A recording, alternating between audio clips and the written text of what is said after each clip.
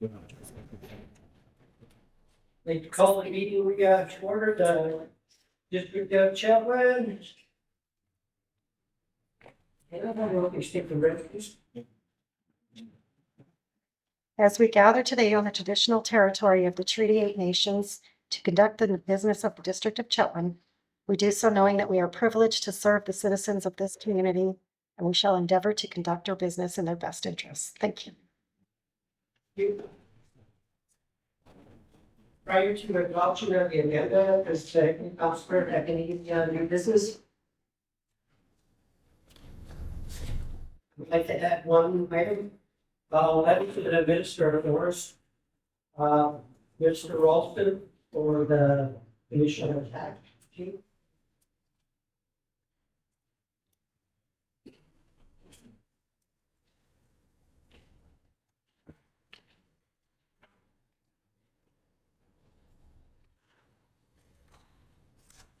Okay, adoption of the agenda. Move to adopt. All those in favor? Okay. Minutes. On the public hearing held on March 18, 2024. You see. Any errors or omissions? None? All those in favor? Carried. Minutes of regular council meeting held on March 18, 2024.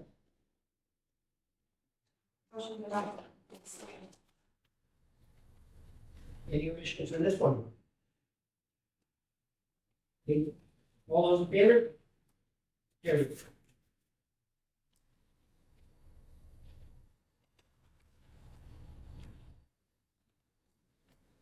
We have delegations, the Chetwynd Fire Department, presentation of Fire Commissioner's Certificate on Commendation and Long Service Awards. So, Dan, if you'd like to stand up to the mic and, yeah.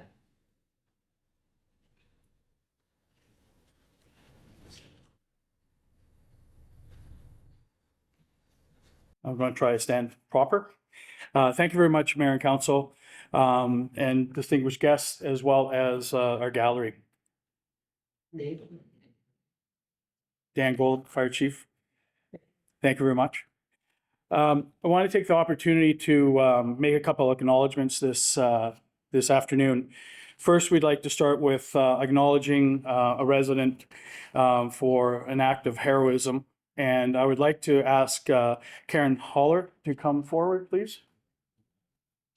I'm just going to come over here. Yeah, okay. Thank you. Good. So thank you very much for coming in. Karen was a resident of Tumbler. Was a resident of Chetwynd. Yeah, Chetwynd. Yeah. So I just got a brief narrative of the evening that brought us to this conclusion here. I'll just have to get my glasses. Want to borrow mine?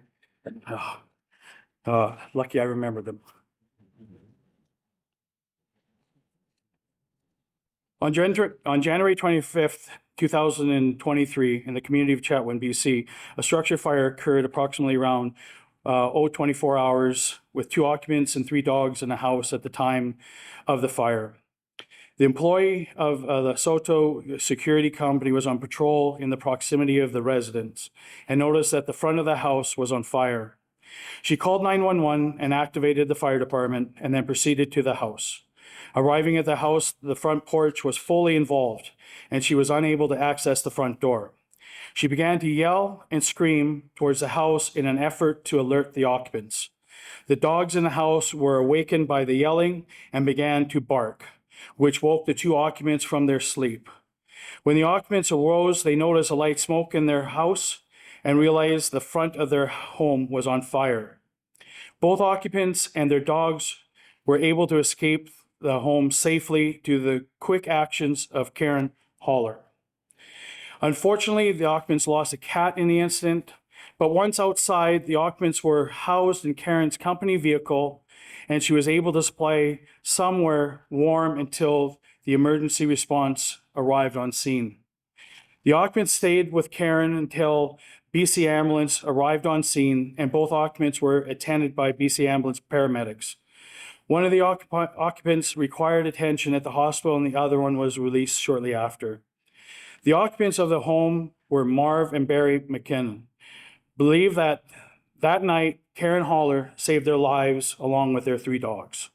Following is an excerpt from the email from Marv McKinnon forwarded to the Mayor and Council of the District of Chetwynd in reference of the actions of Karen. And I quote, "As you're aware of, January 25th, 2023, our house caught fire at 12:20 approximately a.m.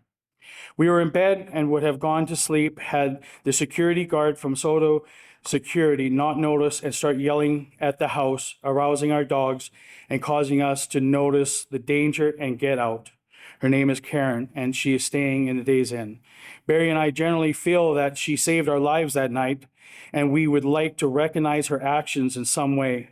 I was wondering if it would be possible and have a presentation or certificate or other token of gratitude at the council meeting or other location have that media present.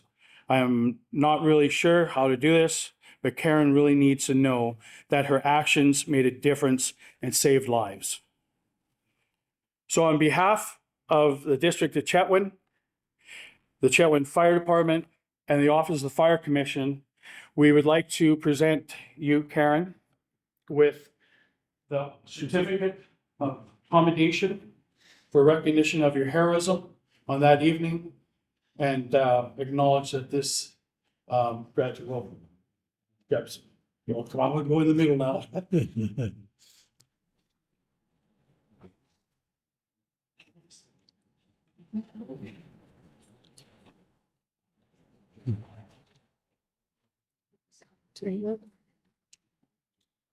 Sorry.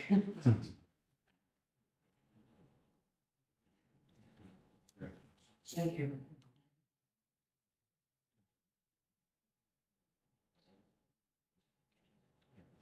Thank you very much.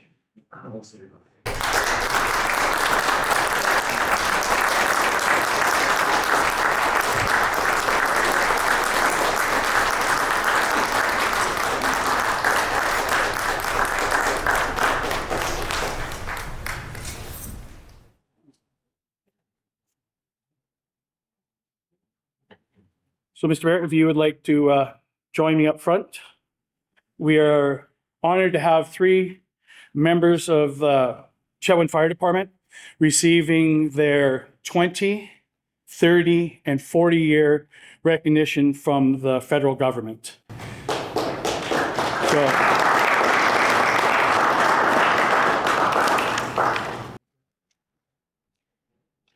would you like to do as well? If we can have Richard Little please come up.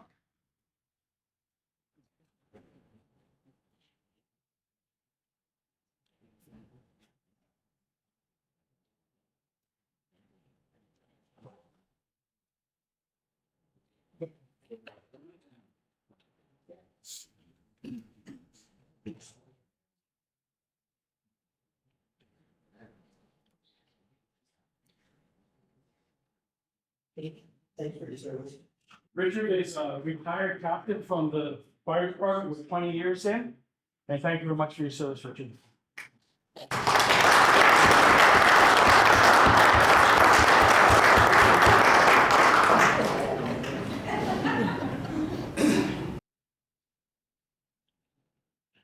If we could have Dana Wilford please come up. Dana is a retired member with 30 years in the department.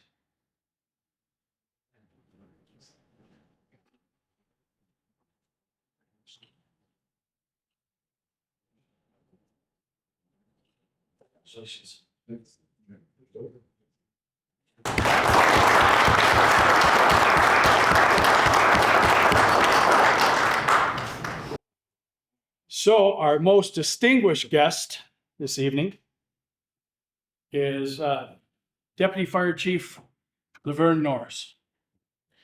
Yep, prior to getting a picture, Laverne, thank you for your service.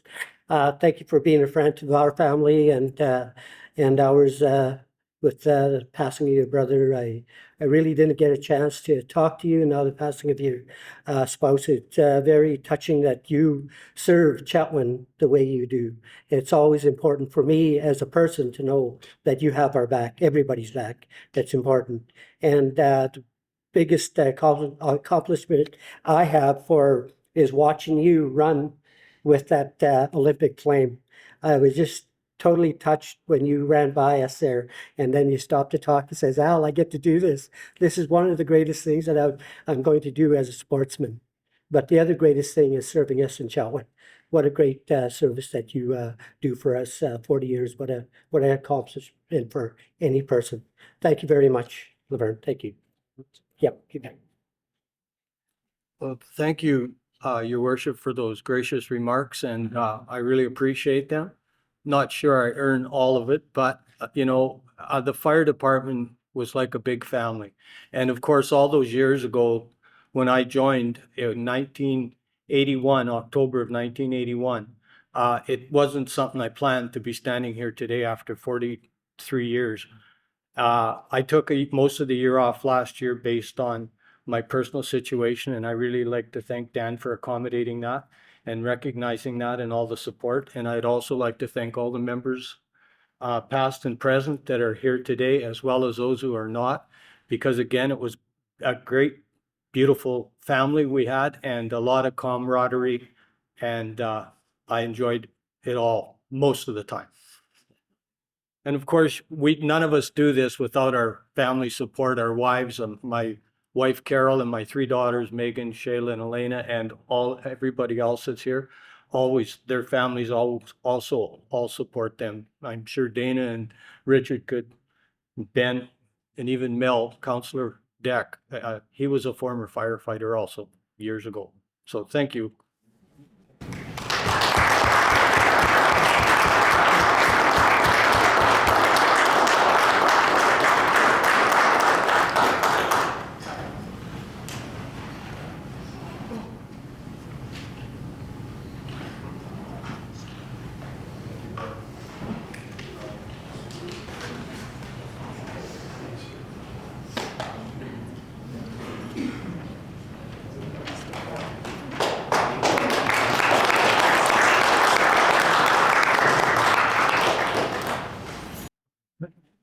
Recognize you, see you.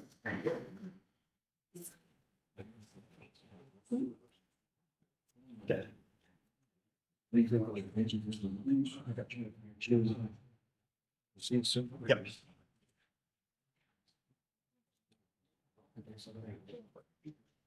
Thank you, all firefighters, and I believe the next council meeting, we have an incident at our local arena, and we will be bringing something forward at the next council meeting. So Chetwynd, very, very pleased that we have the people that you in our community that step up and help assist and save lives. What a great community. I'm very proud of all of you today, especially when we here 40 years, 30, 20, and even that person starting the first day. We should all be glad to do. They're here for us. Thank you. Okay, on with business. 5 of them.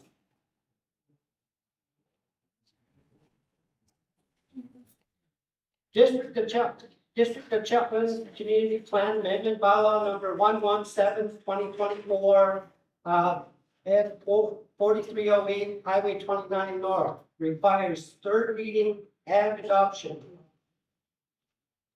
Motion for third reading and adoption.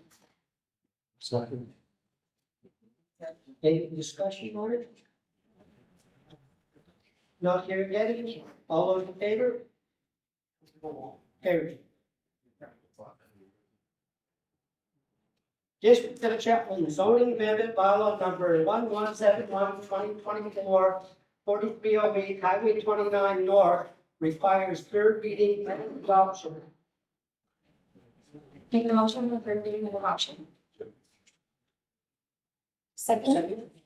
Any discussion? Not here yet. All those in favor? Carried.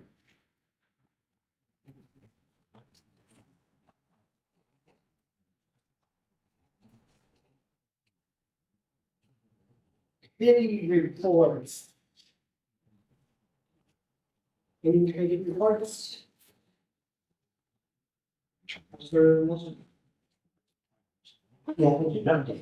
Nothing else from the president. Thank you. I'll cover the library because, I don't think we're really wondering when we're gonna be able to move into a beautiful new building. Session date has been pushed back yet again. Our library director will be meeting with construction people and already on Friday. And our library board will be meeting the following Tuesday, so hopefully I'll have some concrete information for you. All I can say right now is we're not getting that. BC Hydro Go Fund, successful meeting in March. Funds are being allocated to various local organizations, including actually the Alphabet's program at our Chetwynd Public Library. This program allows funding for purchasing food to feed the children. So not only are all programs being offered for free with the BC Hydro Go Fund grant in this situation, they're also feeding all the children as well. So, and I can add to the BC Hydro Go Fund is going to be allocated another $100,000 for as the construction on Site C continues forward. They have granted $100,000 per year. So if any of our nonprofit societies are interested in applying for information, applying for funds and need information from me, please do reach out. I'm happy to assist. And the grant application is very simple. The NDIT Northern Regional Advisory, the County of St. John in March, to meet with our board. And our advisory committee did approve some pretty exciting funding for regional projects with that support economic development in our area. I'm not sure which communities have been notified of the approval of these projects. So once I know more, I'll be able to report further, but it definitely was a progressive meeting and lots of good funds are going out in our area. And I will add further, not part of my portfolio, but in terms of the Chetwynd Hospital, which is a contentious conversation. We've met with Northern Health and we all want the best for our community members.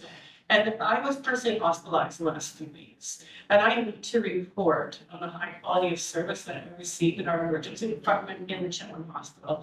Bedside manner of nurses and doctors was second to none. But what really caught my attention in the short time I was there was the fact that 3 different born and raised Chetwynd young women were working at the hospital and caring for me. And after all the talks that we've had with Northern Health and the evident lack of staff, it made me feel like our hospital really is doing something right. If our young residents are going away and training and coming back to provide the high quality service that I experienced in the last week. So for that, I'm thankful, and that's my report.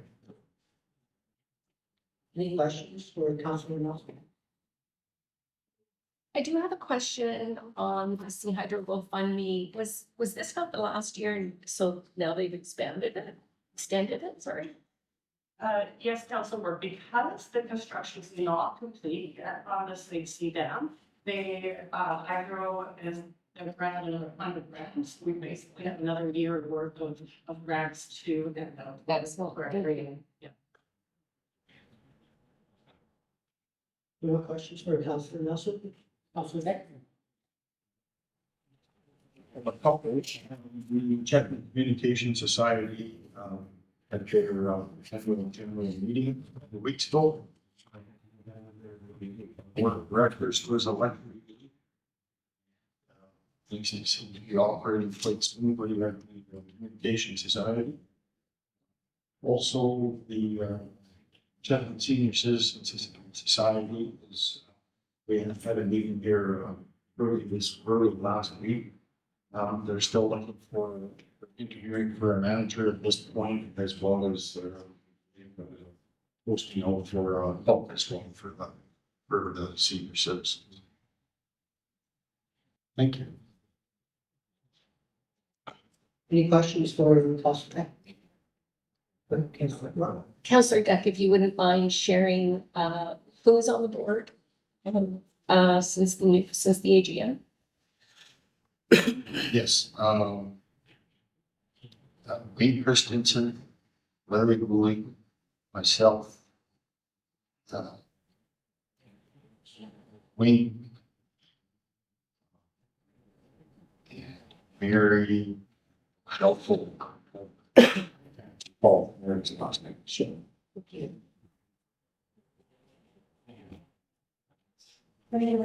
Yes. Forget, in terms of that line, there's the person who was acting on it, big. technically, they are filling in, they're helping out. She's going, Judy's going back to school full time. She's helping out, she's working on weekends and so on. She's trying to get it's quite crazy so time. She's done quite a little. What she's doing, she's up.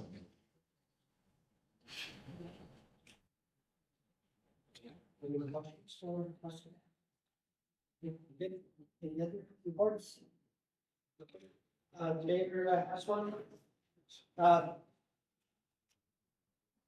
On March 20th, the PRD staff and board met with Halfway River First Nations chief and council. The councilors were Linda Brady, Joyce Audit, William Beadle, Charlene Hunter, Maisie Hay, and Lori Walke at the Calvin Truck Center. Chief Darlene Hunter was wondering what the meeting was about, but it was just an informal meeting that we had with her, touch base with the First Nations on the reconciliation business. So one of the things that was discussed there was fire suppression, water treatment plant, internet service, and the Halfway River First Nation is building a new harbor, a ceremonial auditorium, a gathering place. And they do, and they did mention that they do have the best rodeo in the Northeast. Stuff that was disturbing that they brought up was healthcare in Port St. John. They mentioned that the delegation there was pretty adamant that some of the residents from Halfway bypassed Fort St. John and went to Dawson Creek because they were being mistreated in Fort St. John. So when I hear about hospitals here in Chetwynd and treatment that we get here, and that it's only for everybody, and then I hear this from First Nations, also Fort St. John, it's pretty disturbing. So we were just wanting to find out if the PRD could assist in any way. Their light meter for the treatment plant and for plants in general, I guess.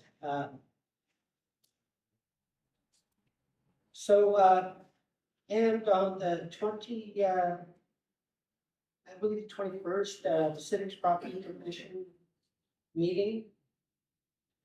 We're looking at, I believe, we might be looking for to put out bids for the new concession at the library. So that was one of the items that were brought up at the commission.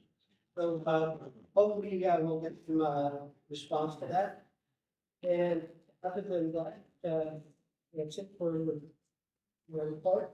Any questions? Okay. Okay, thank you. Okay, motion to receive reports.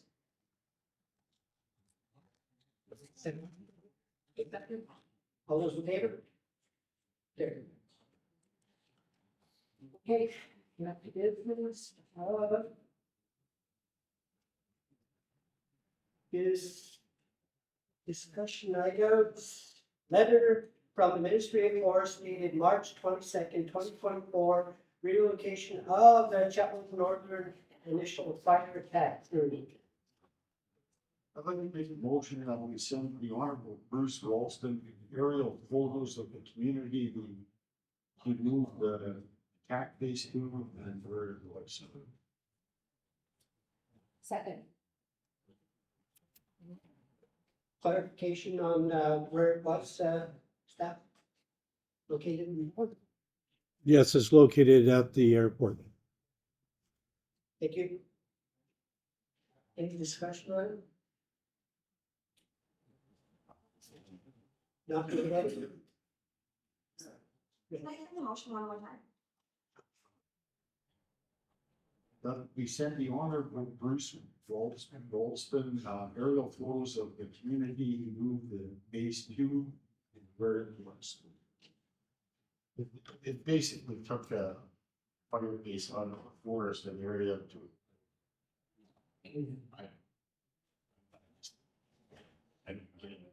And with his letter, my opinion, his letter basically said, talk that I had on the base. That's what he said to us. Well, there's Well, Councillor, prior to this, I have new business and we could discuss a little bit what we need to throw into the letter. That's my new business, but go ahead, Councillor Nelson. what I'm reading is that they're providing us with 2 reasons, lack of staff, as well as aging infrastructure. So if these are concerns, I feel like these are concerns that Chetwynd would happily take on. And I do understand what you're saying, Councillor, that they're kind of ignoring everything, providing us with these 2 reasons. But if these reasons are what they're providing us with, I feel like we should directly approach those. And if we need, updated buildings or what have you, I'm certain that fire protection is with the project. Any other new discussion? Councillor Down. When you bring it up in business, there will be another opportunity for discussion. To go into the letter. If you got something, we need to throw it right now in one line. You ready now? Okay. Okay. I'm just curious if we saw those accommodations and if we had any information on like what happened with the staff and how we can make what problems solve them. So then we'll get staff to. Yes, the structures are basically similar to ATCO trailers, and they've been there for a long time, and they are worn out, as infrastructure tends to do. That's our business, is we replace aging infrastructure. We repair it, repair it or replace it generally. Several of the things in Minister Ralston's letter concerns me. I was on a Zoom call last week where they were talking about how they just added 1,000 new wildfire fighters in the province of British Columbia, and how they have more firefighters than they've ever had. And local staff say that they haven't had a staffing issue here, quite frankly. The 30-minute delay is, like I spoke to our MLA Bernier and said, Minister Ralston's house was on fire, with 30-minute delay for first responders be considered acceptable. And that would be 30 minutes to Chetwynd. That means it's an hour to, say, the Pine Pass, Mount Lemoyne, where we have fires in the past. Moberly, yeah. So I had another really fruitful discussion with emergency response for the Soto and Moberly Lake First Nations as well. And they are also joining the fight a little bit. And the districts of the mayor and council for Tumber Ridge, Hudson's Hope, and Mackenzie all received exactly the same letter, and they're not very happy with it either. So does that answer your question, Councillor Hunt? Good. Okay, we got a motion on the floor. Any more discussion on it? Sorry. Councillor Down. What will the new forward attack base look like? Are they gonna use our existing infrastructure for the forward attack base? Where is it gonna be? It's being relocated to Dawson Creek. Oh, so when they say here, sorry, in their language, they say they'll replace the current Chetwynd facility with a forward attack facility. And that's not even located in our. They haven't shared where that exactly that's going to be. They've mentioned things like placing staffing in hotel rooms, in our camps, like industrial camps, work camps, if they're available. I have no idea, how they're going to handle the proximity to the airport, to get to the helicopters and actually be for an attack crews. I have a little bit of information on helicopter. They don't have a base in Dawson Creek, according to Mayor Dawson Creek. So they have to bring one in, I guess, do the planning to bring one in when there's fire here in the area of Chetwynd. And then their building is downtown Dawson Creek. And to get from there to the airport is approximately 10 minutes. So you gotta add 10 minutes to that, another 20-minute ride if you're in a chopper. So that's half hour. So you got all this critical stuff to pack from middle of Dawson Creek to the airport. And hopefully have helicopter meeting. So these are some of the stuff that have been happening since we did a little bit of research on it. And we got a little bit of an explanation from Dawson Creek on the time. So that's where Minister Ralston got his information. So in 20 minutes, 20 to 30. 20 to 30 minutes, so. Anyway, we'll add stuff to the letter of what we think is necessary to put into the letter on new business. But if there's anything else, we have a motion that we are going to fill it. Yes, we don't? Good. No, we can continue. Okay. Okay, we have a motion. All those in favor? Carry.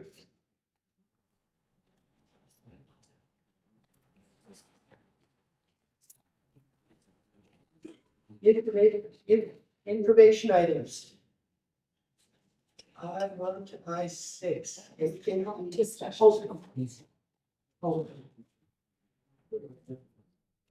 Discussion. Oh, sorry. Thanks for doing that. Thank you very much. Do you have a letter from the BC Association of Farmers Market dated March 22nd, 2024, letter of support? I'll make the motion that council provide a letter of support to the city minister of health, the honorable Chetwynd, justice to your ongoing battle campaign of BC Farmers Market nutrition. Second. Discussion on it. Good, Councilor McDonald. I love this, I was completely unaware of this program, I love this program. I think it's a genius idea.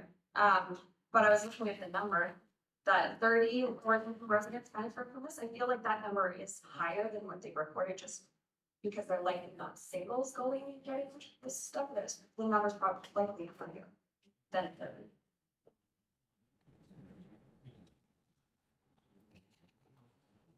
That's correct. Possibly you could be correct. So the normal way to find that out is probably contacting the council friendship center. So you know, like we need to dig, but you're right. It's probably more than that. My goal was just to point out that it more community residents than just the 30 reported. Okay, thank you. Okay. All those in favor? Letter. Carried.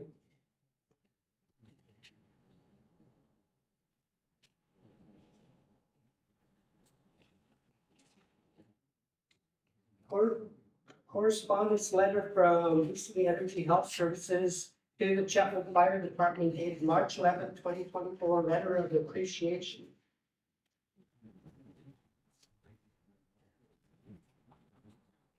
A motion to accept correspondence C1, but perhaps Chief Dan would like to read the letter for all. Do you need a copy?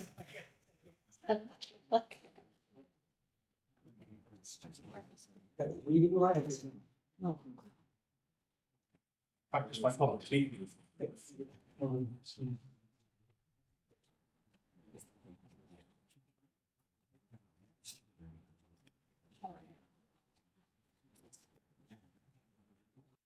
So just to bring council up to speed, on March 9th, we were called to an MVI in the Pine Pass. It was a tractor trailer over an embankment. And so when our crews arrived on scene, they experienced a steep incline. The tractor had a miscellaneous load, but it was about 30 meters down.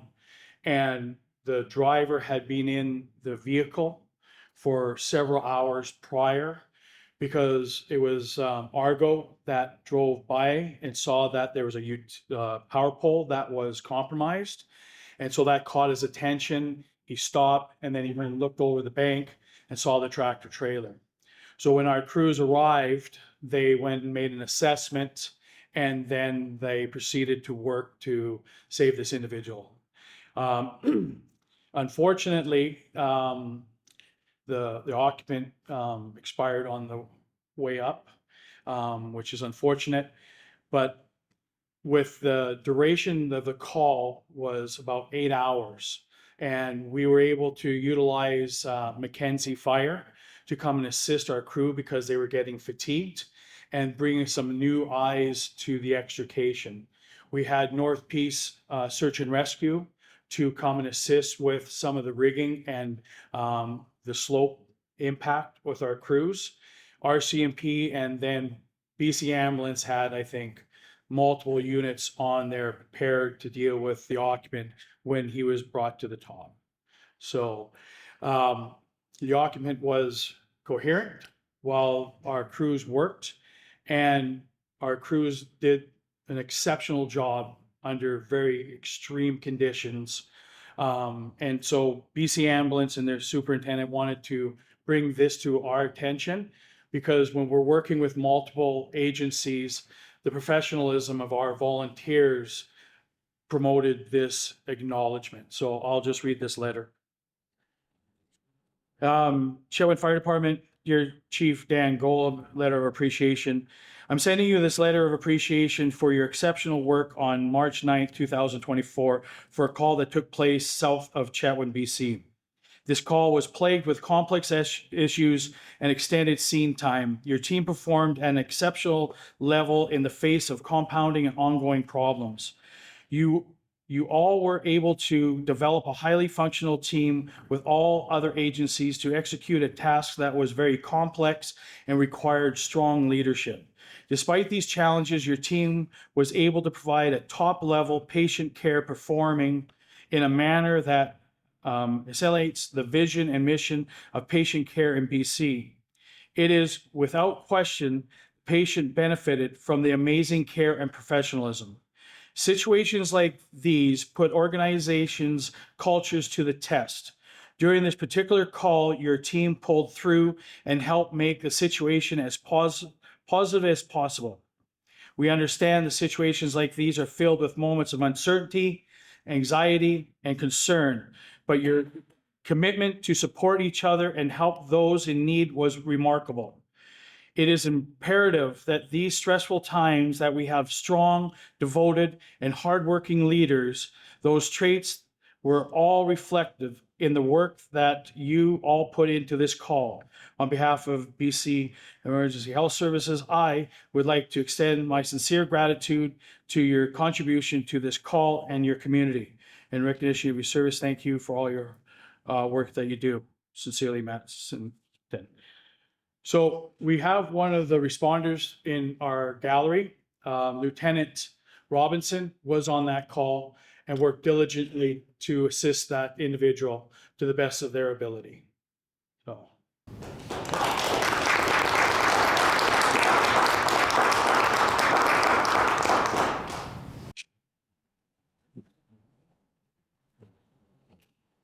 Thank you, and sometimes recognition, but it's more appreciation for the things that have happened out there.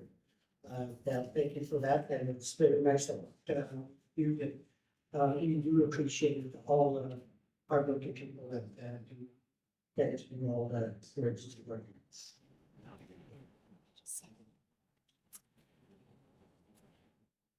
Well, if some of that, or will be. We have a motion, but we don't have a seconder yet.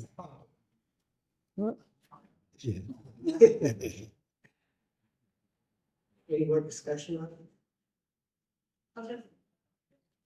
I'll just add something, Chief, because it is a really quite a beautiful letter, and your explanation, it sounds like a really harrowing situation, honestly. So the work you do with volunteers and the fact that he's commenting on the culture of your group tells me that leadership is strong and that things are going really well with our Chetwynd Volunteer Fire Department, and I'm really happy to hear that. And, Mr. Robinson, thanks for your work.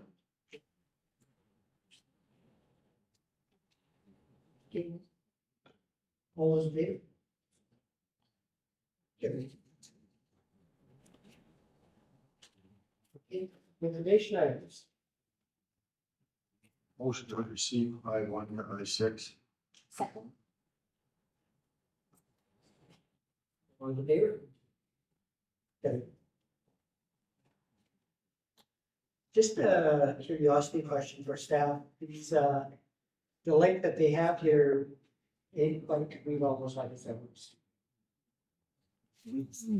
Yeah, they're all part of the package on the website, so they can follow the link and read them all. Thank you very much.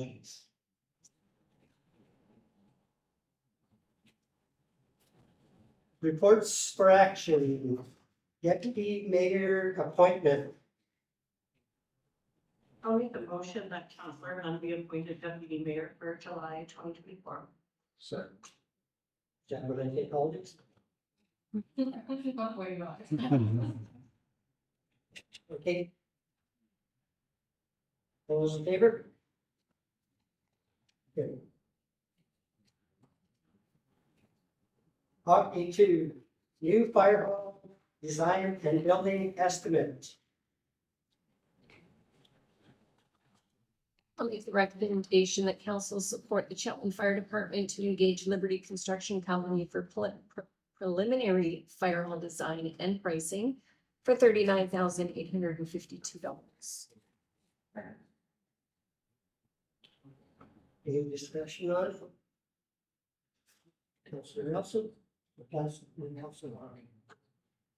I had the pleasure of sitting down in a meeting with Liberty Construction, and they definitely seemed like a family company. It was a father and two sons that were presenting to us. They definitely seemed extremely focused on keeping the project of a new fire hall within the parameters of whatever our group decides to spend and to make it happen. I guess I do have a couple of questions here, though, beyond seeing that. Does this go out for tender, or are we simply going to be hiring this company because we've met them and they seem pretty good? And yeah, I guess that's just one question.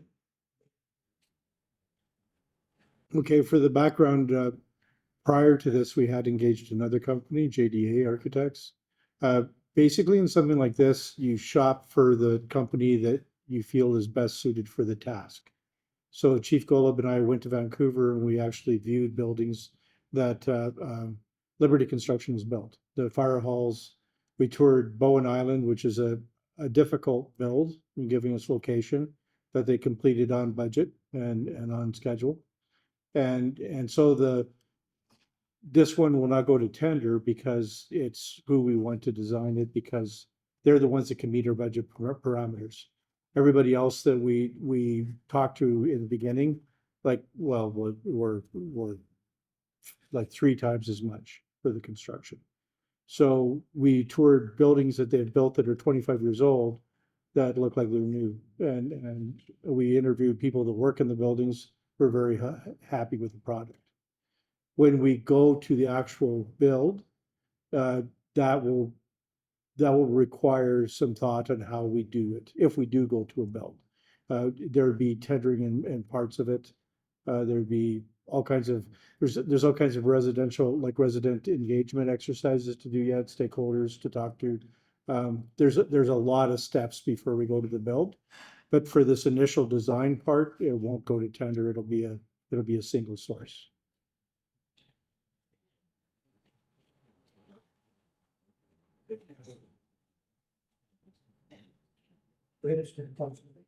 So after they do the design, do we technically own that design? Like if we decide not to go with them, does that still belong to us?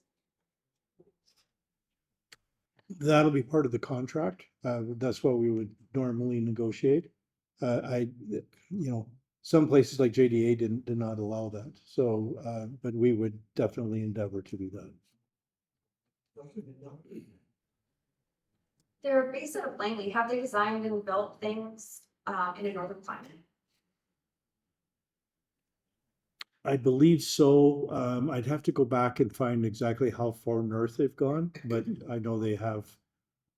Chief, do you remember, was it like how far north they'd gone? I think, it was their new tourist bureau that in Fort St. John. if I'm That's what it correct. was. So the big structure outside the Fort St. John swimming pool and arena there that they use for farmers market and stuff, that's also Liberty Construction, so they built up here, actually. Thanks, Chief. I knew there was something, I just couldn't remember what it was. So it's a lot of money, and this is, this will give us a design and a building estimate. So this will also quote us, the total cost of the building. And is that correct? Yes, that's correct. It gives us, like the site plan, the floor plan, the building 3D in 3D, but it's also all the engineering. So the structural, mechanical, electrical, civil concept, subtrade material tendering, project preliminary schedule, and project pricing. So it's basically everything ready to put it to tender to start building. Okay, and do they also build it? Yes, that's one of the interesting things about them is what they do is they come in as a design build. So they design it, they do all the engineering and stuff, but then they hire local trades to do the bulk of the work. That was one of the things that really made them an attractive company to deal with. They don't bring in a huge crew from out of town. They bring in basically a supervisory team. And then they try to hire, like our first meeting, they were asking us, what do you have for trades in Chetwynd or in the Chetwynd area or the Peace region? Because that would be one of the things we'd look at. It impacts price, and it's actually one of the reasons they can bring a really good product at a much lower price is because they don't have a lot of living out expenses. They try to utilize local as much as possible. And what would the timeline for this be? The conceptual, the planning part of it will be this year, easy comfortably. I mean, we wouldn't be anywhere near construction this year. And I would think next year would be optimistic.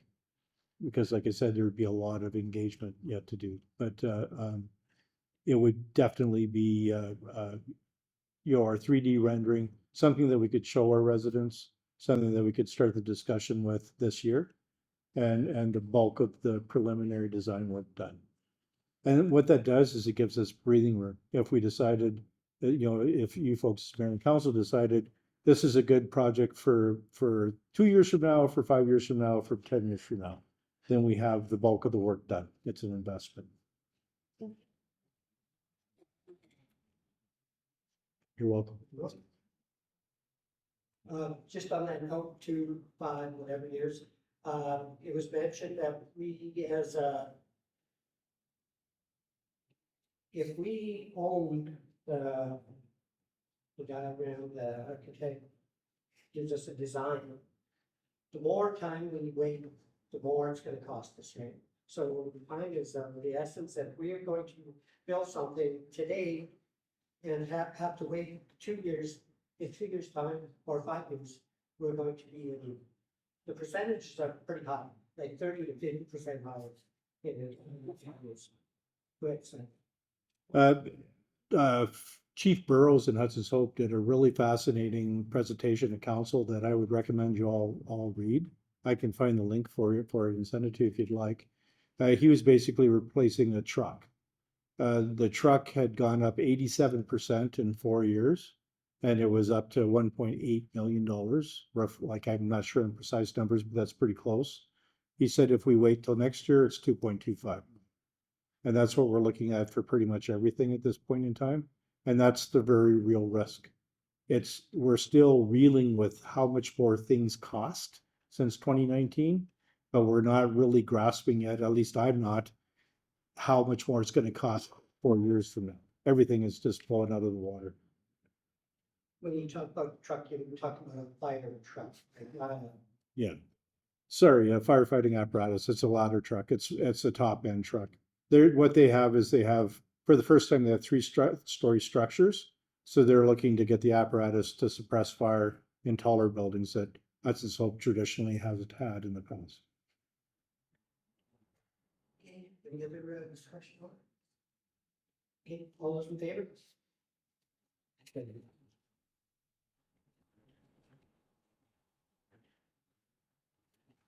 Okay. Donation to the rescue for the cat overpopulation management.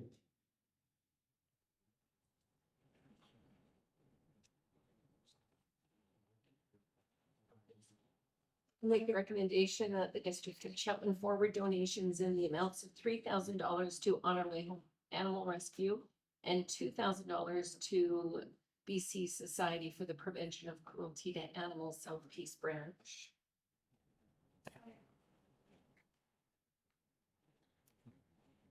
Discussion. That's it, Deb? Have we donated in the past? Yes, actually, our bylaw officer Marv has worked closely with both organizations in the past. And in our budget, like this year, we have $2,500 already allocated for SPCA. So when we do a grant and aid contribution as well, that lowers it to $1,250 for this year that wasn't already budgeted for recently. Also get down in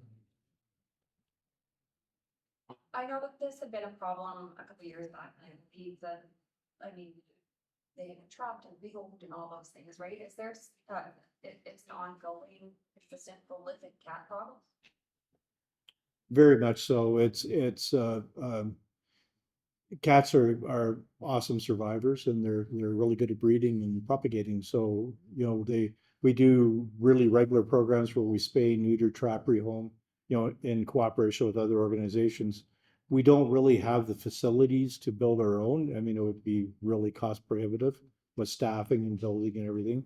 So this is a way for the district of Chetwynd to deal with the problem at a reasonably affordable method. You know, it does very much go in cycles.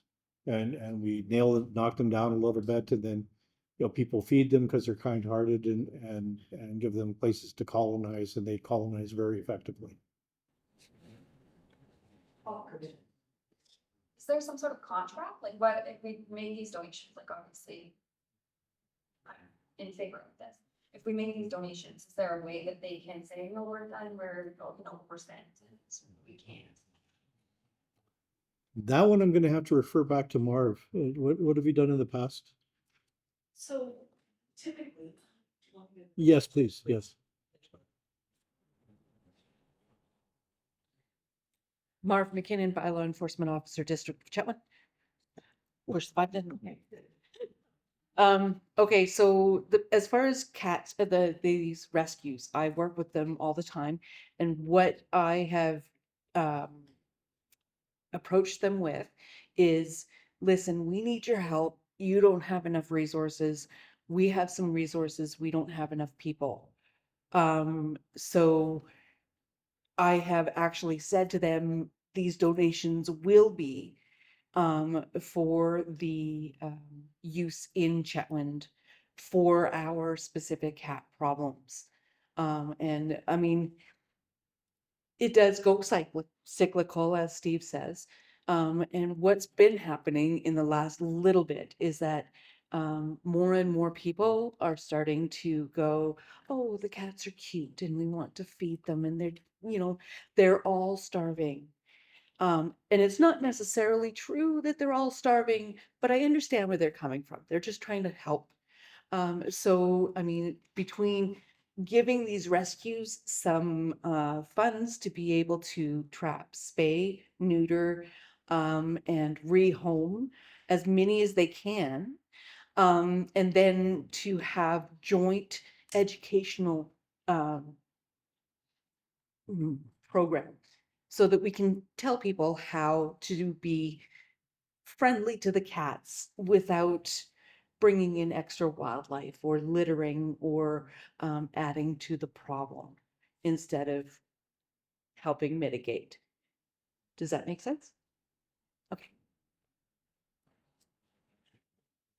Yeah, answer the question about the dollars, right? Thanks, Mark. It's the work. So in the past, the district partnered and they set up a trap meter release initiative right here in Chetwynd. Is this something that would take place with this donation? Yes, it's very similar. It's trapping, spaying. The local veterinarians are very on board with helping, so their costs are somewhat reduced. So that's basically it in a nutshell is they trap them, they spay or neuter them, they rehome them where they can. And the idea is to keep the numbers down as much as humanely possible.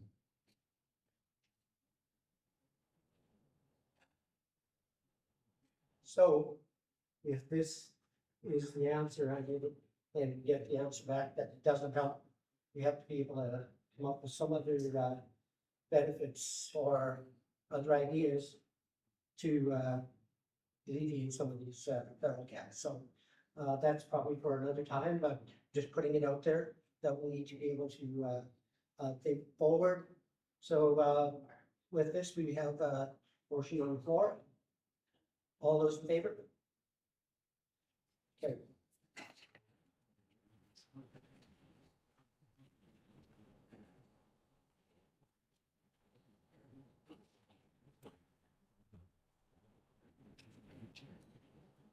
Approval of vehicle purchase, it's already 4.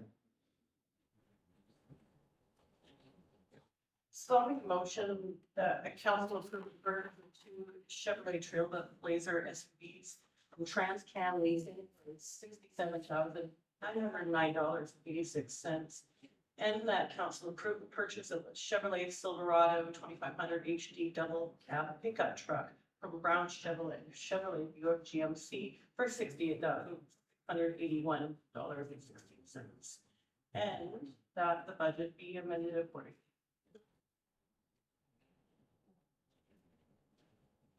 So second discussion. Councilor Smith?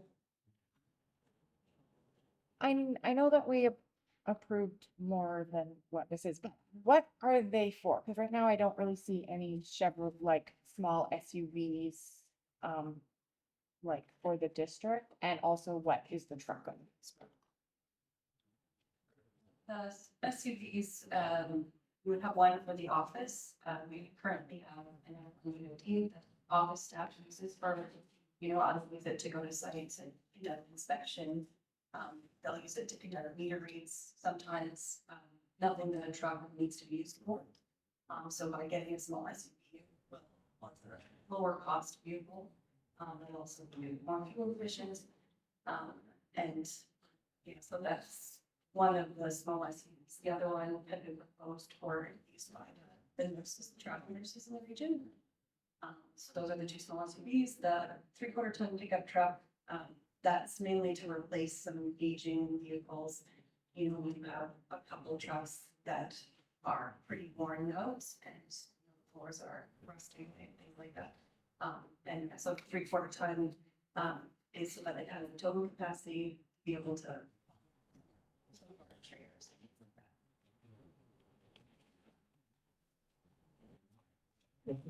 Oh, Councilor Donald? That's my first question. What do you do with the expired vehicles? We asked Kevin if he can sell them. Getting rid of something, we try and sell it in a fair way, so we'll have a blind auction or auction. How to say that? Blind auction, silent auction? Where people can bid anonymously, okay. And let's see here, what else? Unless we think we can get a better price for it elsewhere. So we have one piece of equipment, I can't remember exactly what it is now, that our public works lead hand would like to send to an auction instead. So that, I don't know where to start with this, as well as, Councilor Nelson, I've had an experience at the hospital in Surrey. nothing like stellar care in the past. I'm having a real hard time finding Northern Health a vehicle where citizens are paying taxes on a steady basis to have a full-time operating hospital. And we aren't getting that. And the community continues to give. The hospital foundation is putting on a gallon. They made a lot of money last month. They put on and they contributed heavy to the hospital. I just feel really uncomfortable buying Northern Health. But that's just my opinion. So is that motion passed previously? But was it not a motion at a meeting? Yes, prior, last year, council had approved purchasing 2 hybrid vehicles, one for the use of the nurses, but we haven't purchased them yet. And this one is gonna be priced at attitude with this one. Yes. This basically flipped it around so that it's pretty much the same cost that's been approved, but it's instead of $90,000 for 2 SUVs, it was $70,000 for the truck and $68,000 for the 2 SUVs. So the truck cost more than we'd anticipated, and the SUVs cost a little less than we'd anticipated. And for clarification, I believe in our last discussion, the vehicle belongs to the district, we're not purchasing it for them, they get to use it, it has our insignia on it. You can correct me if I'm wrong on that, and we could potentially use it for other tasks when it's not currently used by. The intention is that it's our vehicle and we use it for a variety of our uses, but that we can on occasion, help more than help. But I would anticipate, Desiree, correct me if I'm wrong, but we would primarily be the main users of the vehicles, would we not? It would be one of the SUVs and pickup truck, the other SUV, I mean, my understanding was that it would be primarily for the travel nurses to use. And to be honest, operationally, I don't see it being a very easy thing to coordinate when we're using it, when they're using it. It would make more sense for them to just up to them to use if there were special circumstances that you plan for, but that's my understanding. Fair enough, thank you. That's the work. Sorry, I know I just asked this question, but I'm not clear. We didn't have a motion to purchase a vehicle for that use, or we did? We absolutely did, yes. We did and it passed. It did, yes. Thank you. So the basic question was this one in front of us, is it because of dollars and the truck and the SUVs are different costs? Yes, because the costs were slightly different than we anticipated. The overall numbers are the same, but we believe when we have a major change like this, so we need to communicate it to council. So I have to ask, Deputy, is this law that we gonna change our motion? We're voting against our motion that we adopted last year? No, we don't think it violates anything. It's just an amendment. We should know, right? Yeah. It's not an amendment, it's a. It's a motion. Yeah. But it says at the bottom, and that the budget be amended accordingly. So the budget's been approved, but we're amending the budget with a new motion, if that makes sense. Okay, sense. Okay, got it. Okay, any more discussion on it? Councilor McDonald and then Councilor Hunt?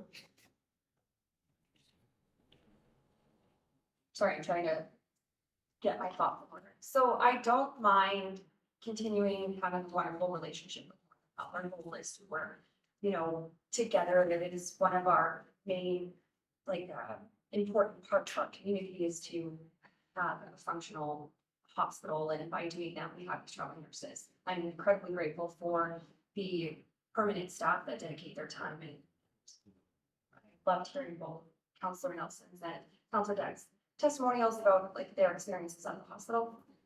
I think that having a vehicle for them to use is not unreasonable. I feel that,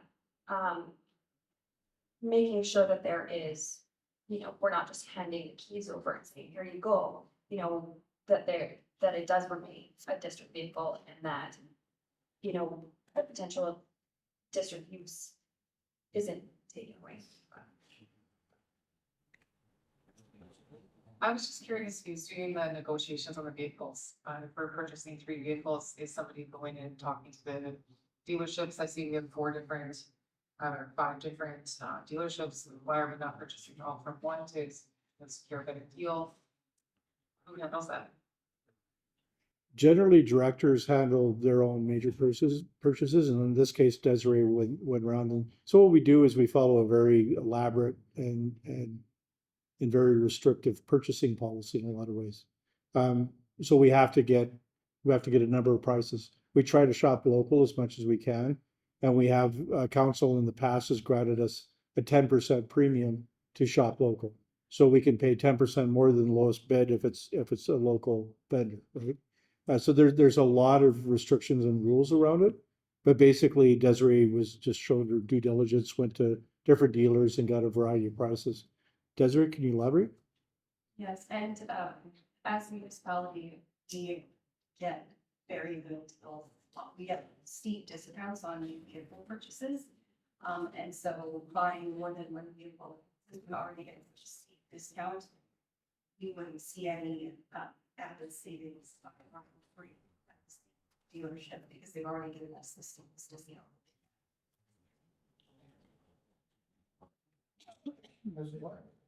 I don't believe I was in favor of purchasing a vehicle for Northern Health.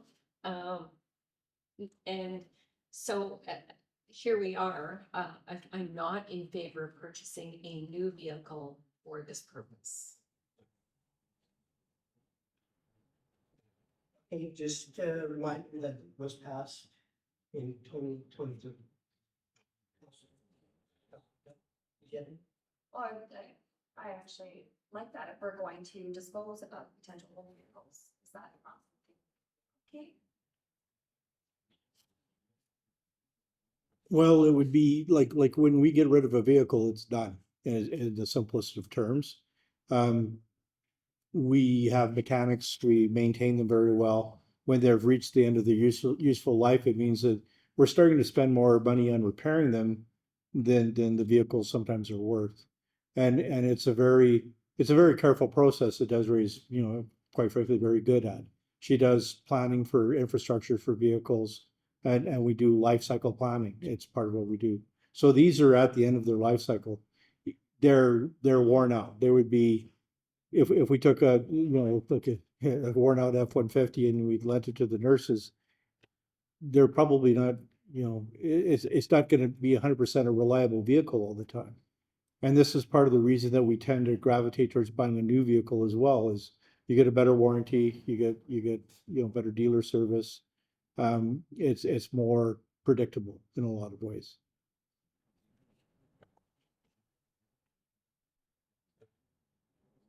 Councilor Smith? I also don't remember, okay, miss, but if we move forward with this and then it does become a nurse vehicle, how does it work for gas maintenance? Does that also become then the district's dollar? Who becomes responsible for that? Because I'm also not okay with a full free ride for them to just go to the grocery store.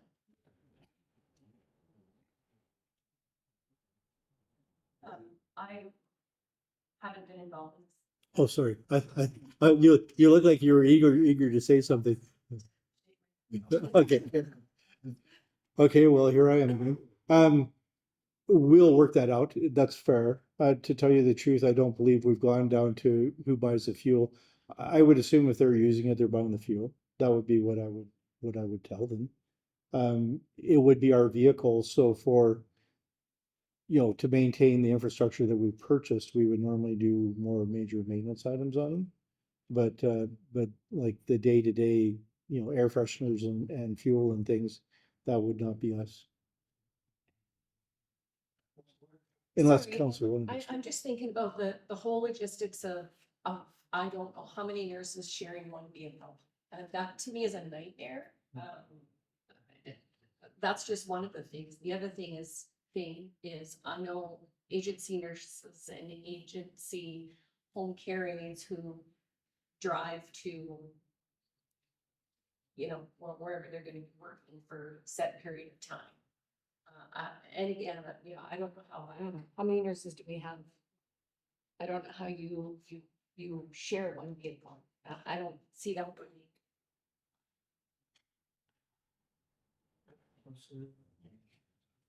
And also the local nurses would, I don't know, I'd be a bit offended if everybody, they got the use of the free. I didn't. We could stretch this to the RCMP, newcomer to the RCMP that doesn't have a vehicle, we can stretch it that way too. I'm just. Well, generally, and the broadest brush, we haven't bought a vehicle for the nurses yet because council was a bit ambivalent about it. And our job is to serve council. We implement what you folks wish us to do. We've approved it in the budget. If council as a whole decides that they're no longer in favor of it, then they can do a new motion and we can take it off. At the time, mayor and council felt that it was one more way to build a bridge between us and doctors and nurses. It was basically, the concept was it sets us apart. It's one of many things that sets us apart. Like his worship was talking earlier with the Fort St. John Hospital. We don't have that reputation. We help everybody that comes to our doors because that's what Chetwynd does. And so we built the medical clinic. We do the gala that raises way more money than a community of this size would normally expect to. And so the mayor and council at the time felt that this was a good hand to extend. But since then, there has been a lot of ambivalence and uncertainty about it, and it's not our place to direct, as mayor reminds me quite frequently. If you wish to not do that, then we can go back and revise prices. The price for one SUV for Public Works I would anticipate, be more than half the cost of two. Because, if it's one, it'll be the same? Okay, cool. Well, that's even better. I thought they would have given us a better price for two. But, so it'll be half. So mayor council can decide. Okay, we did this on the premise that we were helping, like Councilor McDonald says, that we were going to help because Dawson Creek, they went and got something, donated some of a vehicle, one of the dealers, and that's how this started. And I think we believe we went and looked for a sponsor for the vehicle, and I don't believe we were successful. But in the fact that these agency nurses do save lives, like we did here today, some people that we know have been saved by agency nurses that come here and serve as emergency nurses. And and it was come down to 20 to 30 below. If you fly in and get a ride from Dawson Creek, Fort St. John, Grand Prairie, and then you have to walk to IGA or to get any groceries, it's a pretty tough deal because as yourself, we all live in the north and you know how tough it is to walk in 20 and even -10 with the wind blowing. This is where we stand today, where we want to help our fellow nurses and our community where they are not emergency nurses. And that we bring in somebody that's going to help them, maybe assist them to get their emergency nurse. I'm not sure what you need to become an emergency nurse. You need to be trained by an emergency nurse. So we have this opportunity to do the olive branch and thinking that we need to be understood and saying that, yes, this community is going to help. And I think that's some of the stuff that we got to think about when we do our stuff, where our citizens, our nurses, our hospital, and I'm saying ours, our hospital, our nurses, the ones that go train and come back. And if they need an emergency nurse here so that we can keep our hospital open because the versions suck and everybody says it. We hear it, we understand that, the emergency needs to be operational. So if we're doing something to help somebody, let's do something, productive. And if this is not productive, by helping a community, an agency nurse to drive to the grocery store, to get their groceries and anything else like that they need to do, that's, something that we have to think about. Wait, Councillor,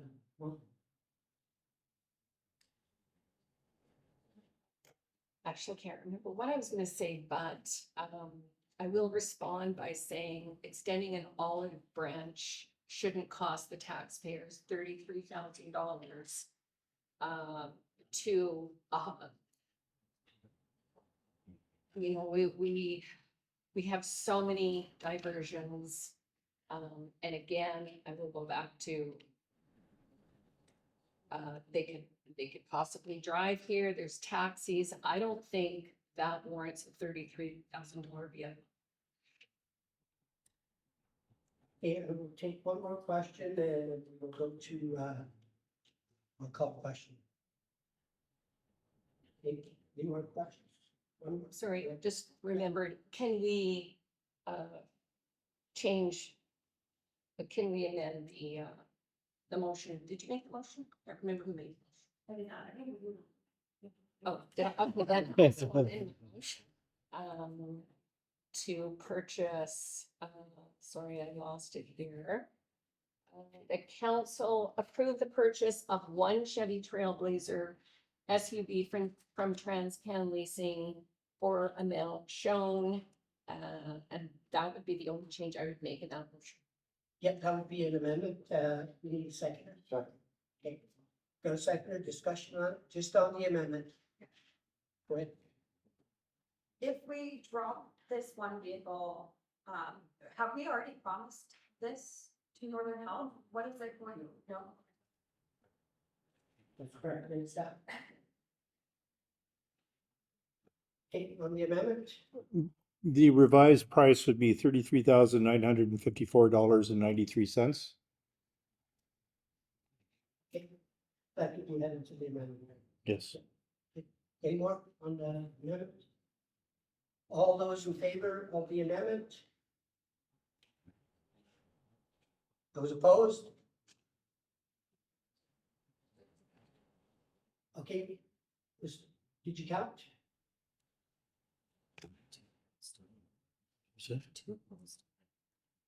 Two opposed? And 3 or 4 days? 3 and 4. Sorry. Okay, let's do that again. Question. Opposed? If I can actually step out, for the liquor, just not included in this vote. Just, do comment interest. Or It's for what reason? Too late.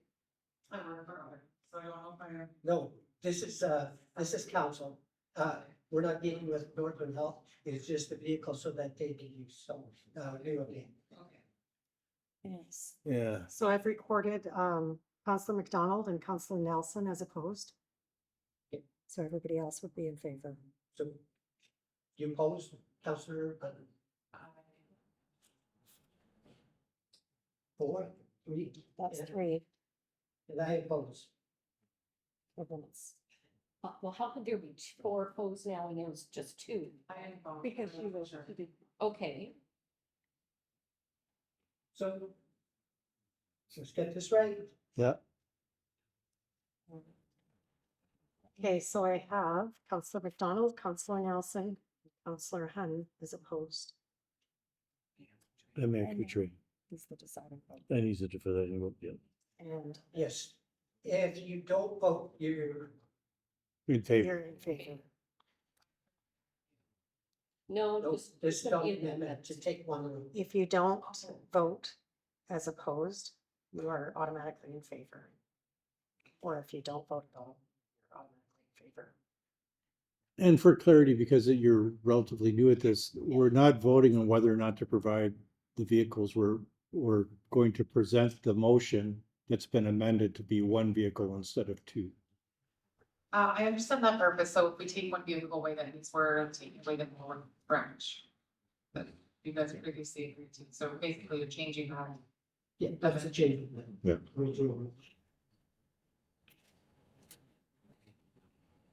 Okay, do we need another vote? Make sure it's clear? We're good? Good. Okay. What's the outcome then? As amended. The amendment has not been passed. Okay. The original motion stands as presented. On the original motion. All those in favor? Opposed? None.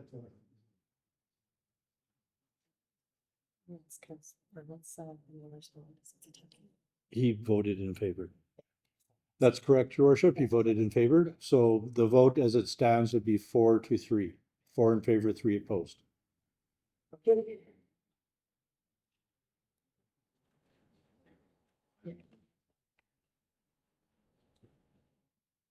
Good to me. Carry on to reports for action. No, yeah, we're done. Thank you. Did he not have an addition to the agenda? You did. Yes, right. Okay, new business, with the letter to Ralston, my take on this is that,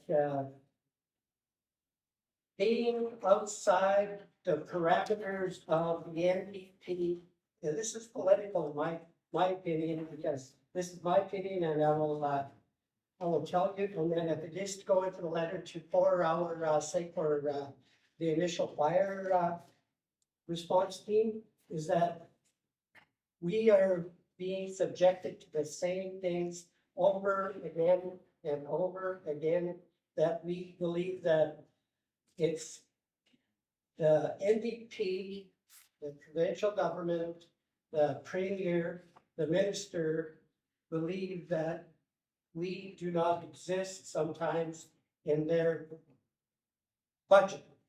Because we don't deserve a place for the initial TAC team, which is close to an airport, where in Dawson Creek it is not. It's probably about 4 kilometers, and they do not have a helicopter at that base in Dawson Creek. We do have one here in Chetwynd. So some of the stuff that needs to go into a letter, is it going to be some stuff that we deserve to let them know, or is it going to be passive and say we deserve it, we want this? I believe that a strong letter indicates that we deserve more than what we're getting in a letter stating that it's going to take a half hour. I believe it's more, and I believe that we should give them all the documents and write a letter again, and making sure that it goes to the public, the media, because I can't stand dealing with the minister that's going to tell me that you don't belong. It's been that way for a little while for smaller communities that don't live in a riding that served by the NDP. So I believe that if we're going to do something, we need to be able to attack this in a way that we're heard. If we deal with it, then we're just going to send a letter, that's all it gets.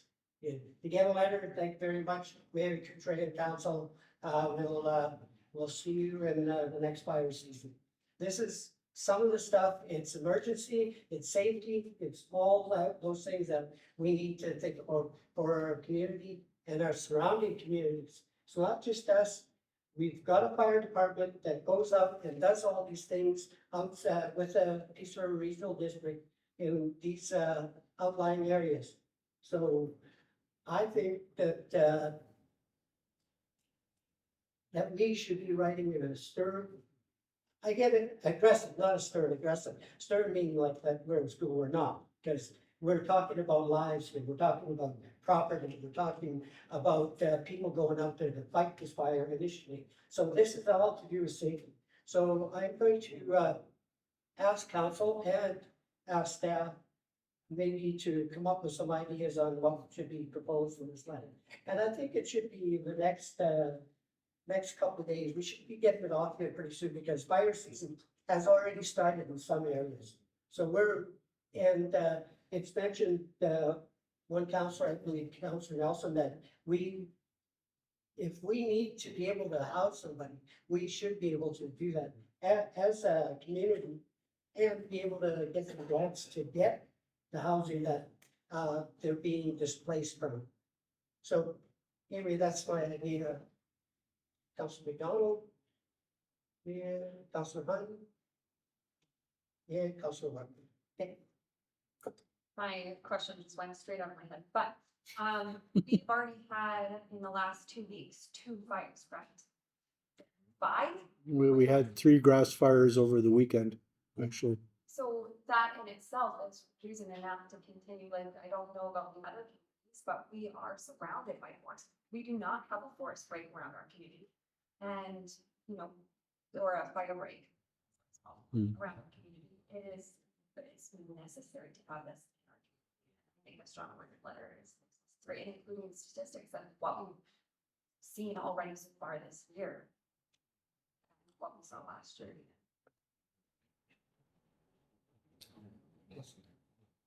Yeah, a couple questions, and I apologize for my newness to this. The reason why they pulled it out was because of the poor location for St. Staffing, is that correct? It's to do with the house, the trailer rolls where they were being housed, and, no, not on the other one, not location, it was location. Okay, but Staffing said that there wasn't enough. This instead. Have we looked at other resources in the community? For instance, I know Moberly has a camp in town that's not being used, so we approached them to see if that's an option. Can we resolve some of these issues before we write this letter and include it?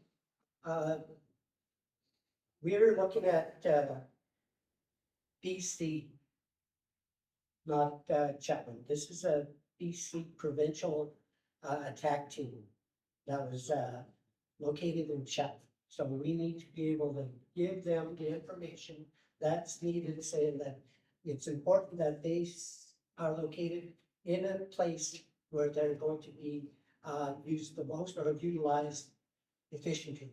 And it's not Dawson Creek, not away from us.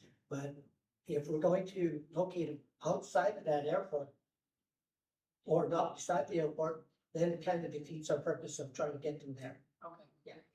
I know Councilor Dick said one time that have they taken a picture of what Dawson Creek looked like compared to Chetwynd, and maybe we should consider putting that as well. And I'm wondering if we have considered other agencies in the community that are doing risk assessments, or if we've done them to see that potentially Chetwynd is at high risk, and there are other agencies concerned about that and making recreation plans, then that should be included as well, because I don't think it's just the district of Chetwynd. So, Absolutely. Those are really strong points, Counselor, and they will be included as well as the overhead pictures. I would also ask that Mayor and Council direct me to not just write the letter to Minister Ralston. The last letter, I was directed to write it to Ralston. And so that's who it went to. And then I included staff in local First Nations and local communities. If I have permission to do this for mayor and council or direction, I could include mayor and council and chief and councils, and that has quite a bit more power, and it'll work better. yeah, and I think the leader of the opposition and the leader of the Conservative Party would be in there to make sure that our message gets out there. Absolutely. And our MLA, Mike Bernier, presented it in the House of Legislature as well, and used our letter as his speaking points. Councilor Deck? And CTV and global. I'll talk to my local inns with the media and see what they can offer me for help there. And the letter and what I got from Mike Bernier was that Minister Ralston must contact me. Mayor Chetwynd, that's what Bernier, Mike Bernier indicated to me and told me when I talked to him. And I haven't got a call. We've got the email stating that, I guess, we recognize that, this, but it's only gonna take 20 minutes, and maybe another 10 minutes, maybe 20 and a half hours. That was the communication. He hadn't got back to me at all, so, it's kind of, that's why when I bring up the point that it's kind of, we're invisible sometimes. And your worship, just for clarity, he addressed the letter to you, so that would be him reaching out to you directly. I also, just this afternoon, I got the minutes for the meeting where they were talking about how successful they were with staffing. So I'll ask him if that's, changes this, because he says he can't stop it.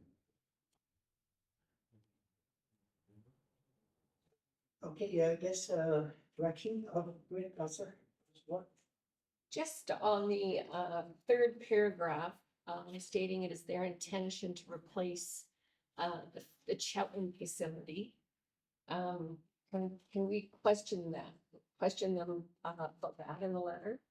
I mean, could this just be a temporary thing? Why would they state in a letter that they are going to replace this facility?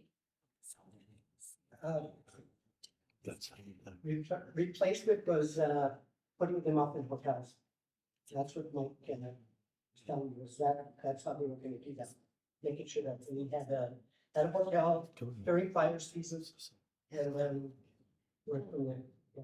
So anyway, we could have that question. Maybe it's, different, information that they'll give us if we ask that question. I'm just gonna go to, Counselor, McDonald first. Well, and I agree, the language in it, it says that then they are replacing, you can't replace something by removing it or. So that's not. I completely agree with your statement. Yeah, I'll have to look into to see if the forward attack is the same as the hell attack, because we just renewed we're just in the process of renewing the lease for hell attack, which means that's the helicopter base at our airport.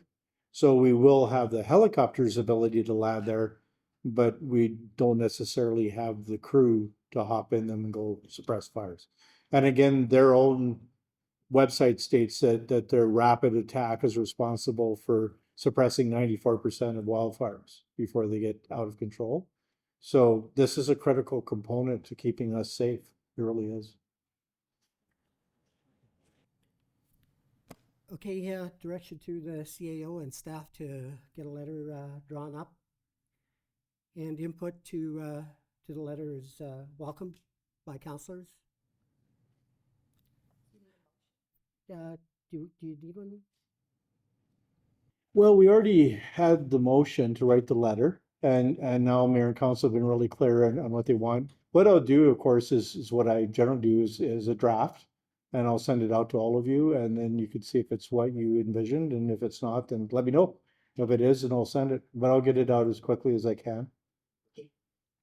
Thank you. And the reason for the new business was that the public needs to hear what we have to say in our meetings, because it's important for them to understand that we are looking after our community and surrounding community. So thank you very much, Council. And next is adjournment. Oh, one more public. Is there any public questions at this time? Not hearing any? Yes. Name and, okay.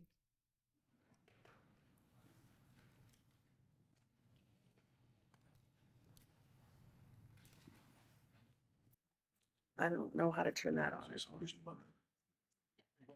My name is Rebecca Hallert. I just had a question in regards to the Johnson Davidson architecture. We had talked at the last meeting and that they were hired and then the budget came in too high, so they were fired. Was that purchased, like, did you have to pay them for that, to put all that together? That package? For the fire hall. The previous amount that we paid them was approved the previous year in the budget to engage their services, but they ended up with considerably less than was actually budgeted because they didn't complete the process. Perfect. What was the amount that was paid to them? I couldn't tell you off the top of my head, Okay. but I can find out. Perfect. Using it. One more question or comment. Would it be helpful for the NIFAC base to not be removed if you had a petition? Like if some community members started a petition forward with that? That was, you'd have to be able to do that. Council and mayor do not, will not respond to those things, but that would be a citizen thing. Would the District of Chetwynd be open to having somebody put that together to forward to them? Council, I don't believe so, right? The Mayor and council wouldn't be able to forward it to them, but we could No. provide you contact information that your group could do the same thing, because you have that right in our society. So It has possibly could power. be a help. Yeah. Perfect. Okay, that was it. Yeah, cool. Thanks.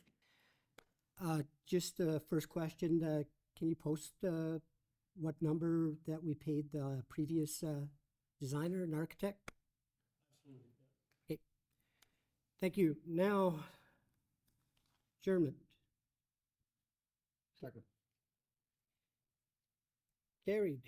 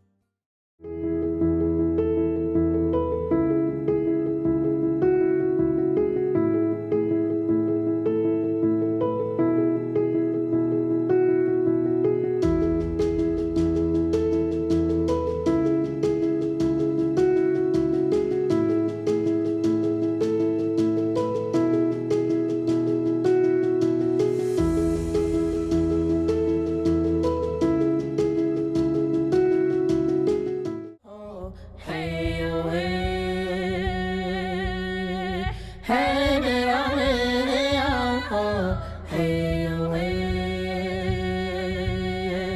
hey, hey.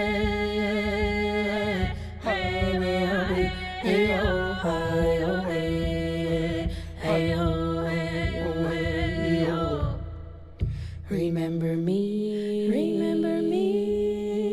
when the sun comes up in the morning sky. There I will be, soaring with the eagle so high, feeling free. Remember me down the road, hand in hand, you and me. Hey oh, hey oh, hey oh. Hello, hey, hey, hey, hey, oh, hey, oh, hey, hey,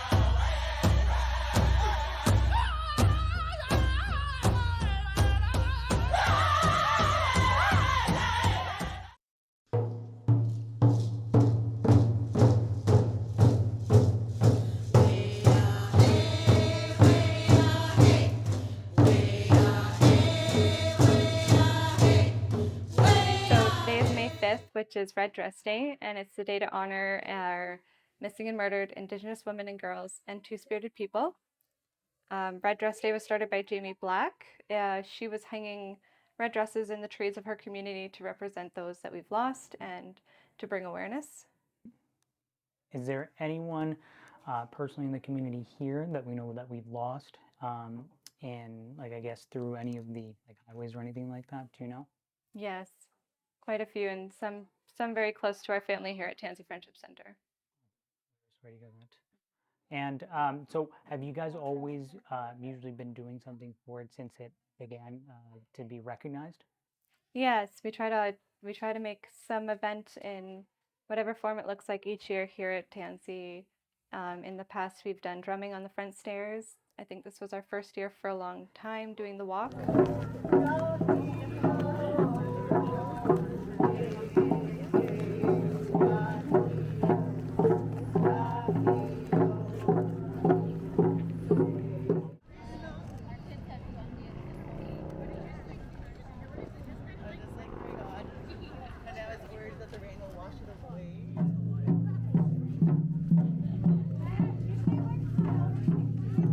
Why did you guys choose to do the walk? This year we chose to do a walk because we were thinking of different ways to make awareness, have our voices heard, and actually Jeanette went to training and learned how to make that big banner that you saw. So we put all the stories, which are the words, on that banner, and we wanted to show the whole community. Okay, and then tell me about the small little dolls. Oh yes, the Faceless Doll Project. So that was actually started by the Native Women's Association of Canada in 2012. Now, back in 2012, there was an estimated 600 girls, women and girls, missing across Canada. Unfortunately, we don't know the accurate number, but we're looking at over 4,000. So the dolls represent these women who've become faceless victims of crime, and no two dolls are the same, and each one is a story. It's a statistic. And did the community sort of partake here to make their own doll? We did. We sent some kits out to our schools in the community. We showcased them at 10 businesses across the town. We got close to 200, which was really amazing.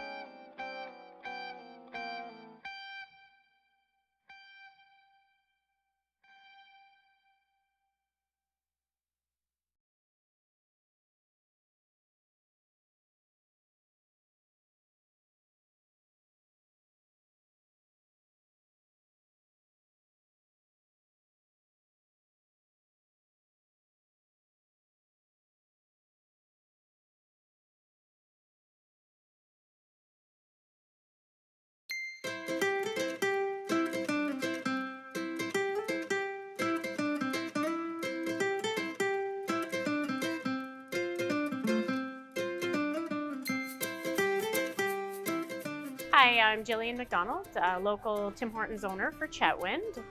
And it's camp day, and all of our proceeds from hot and iced coffee go to the Tim's Foundation camps. At the restaurants locally, we're doing a bunch of different incentives. Pick a sucker for a chance to win a prize. We are doing toss a toonie for prizing, as well as selling Camp Day bracelets and Camp Day socks. So in the 30-year history of Camp Day, we have nationally raised $225 million and helped send over 300,000 kids to camp between the ages of 12 and 16. Come on down to your local Tim Hortons, or if you're in Chetwynd, come see us. We have police officers washing windows in the drive-through lane, which is always a fun time. Please come and help us send a kid to camp.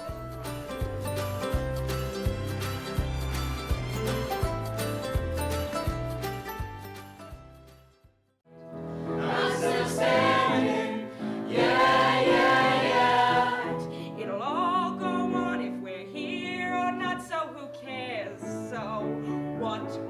So who cares? So what? You asked me, is it fun to cry over nothing? It is! I'm breaking down. Walks me down the aisle, my mother starts to cry, but I can't see 'cause Link and I are French kissing. Listen, I can hear the bells. Pair of new shoes with matching laces. Permanent box at the Sheepshead races. Starry-eyed rye with a sour pickle. My personal puss on a wooden nickel. Look at me, I'm the king of New York.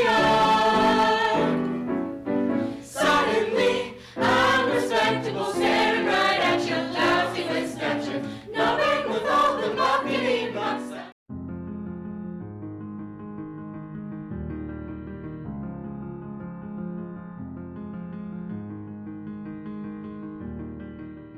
The Lion Inn and Suites and the Red Lion Restaurant are independently owned and operated by Ken and Lily Chan.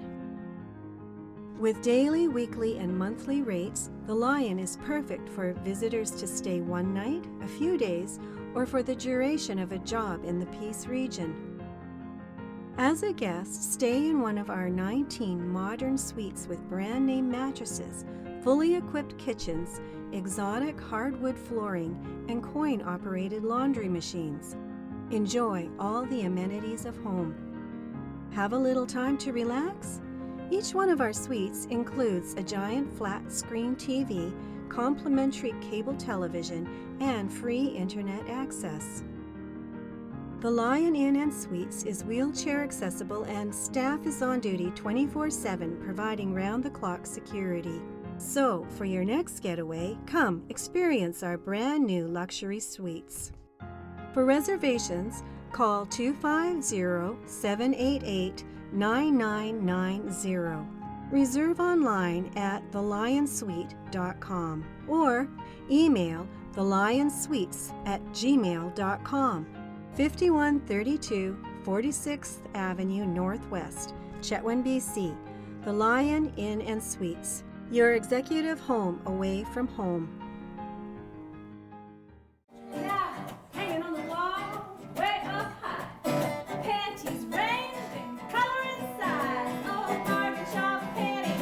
Bargain shop panties! Oh, bargain shop panties. Bargain shop panties! So lovely, so divine. I buy 'em all the time. My bargain shop panties. Now I like how they look, and I like how they feel. I bet you $1 I'll get one heck of a deal. Oh, bargain shop panties. Bargain shop panties! Oh, bargain shop panties. Bargain shop panties! So lovely, so divine. But I buy 'em all the time. My bargain shop panties. Let me look around.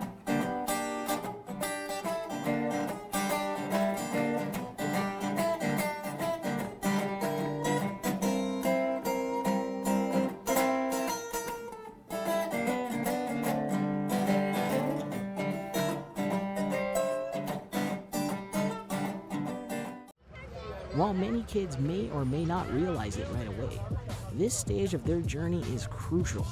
It's at this level where they can begin to develop the type of habits that will determine if this sport will become a lifelong hobby or a professional career.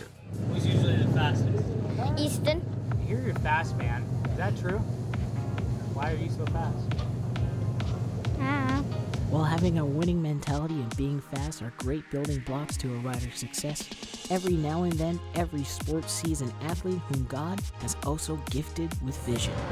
Take me through the track. What do you remember of the track? The starting line, you go the straight stretch, a corner, little straight stretch, corner, straight stretch, corner, table, corner, table, table, corner, single, triple,